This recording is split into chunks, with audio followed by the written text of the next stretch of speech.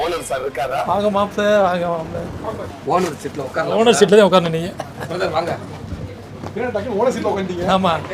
நான் எப்போ உட்கார சிட்டாது அப்படியே உட்காருங்க.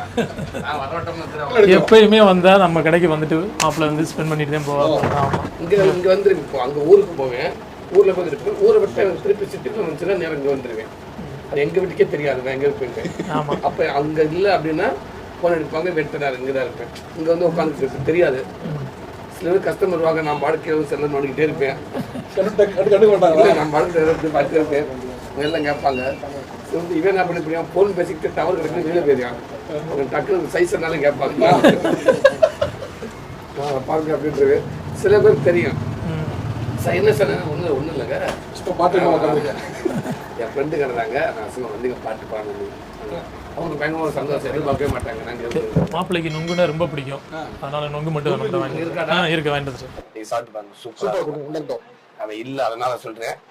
சின்ன வயசுல இருந்து நாங்கள் ஸ்கூலுக்கு 1ஆம் கிளாஸ்ல இருந்து இப்போ இருக்க என் க்ளோஸ் பண்ணிட்டு நைட்டு 1 மணியா இருந்தாலும் எங்க வீட்டுல வந்து கதவை தட்டி அவனை வர சொல்லுங்க, வந்தாருந்த வெங்காயம் என்னை பார்க்க மாட்டாரு அவரு அப்படின்னு கேட்க வந்தேன்.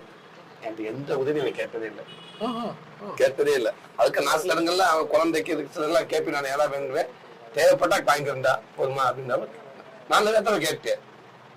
அவன் வேணான்னு தான் சொல்லுவேன். வேணா நான் தேவைப்படுறப்ப வாங்கிக்கிறேன். பட் நான் சில இதை வச்சிருக்கேன் அவனுக்கு.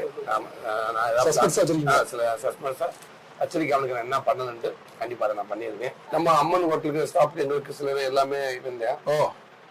சென்னையில இருந்து நான் சில நான் சொல்லுவேன், உடனே ஆர்டர் இது பண்ணி கொடுப்பேன். டெய்லர் வேலை. நல்ல ஒர்க்கு சூப்பரா இருக்கும். ஃபாரின்லாம் போயிட்டு இருந்தா கோடாலத்துல வாங்கிட்டு வா, சென்ட் வாங்கிட்டு வா, அதை வாங்கிட்டு வா, ஒண்ணு கூட கேட்க மாட்டாப்லையா? இல்ல அவன் எதுவும் கேட்க மாட்டான்.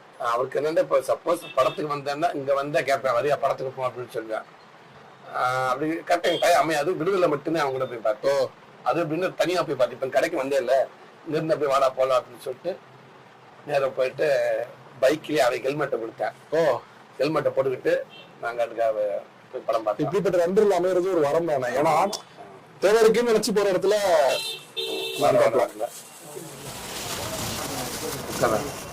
உனக்கு போற மாதிரி இந்த லோயர் எடுத்துக்க.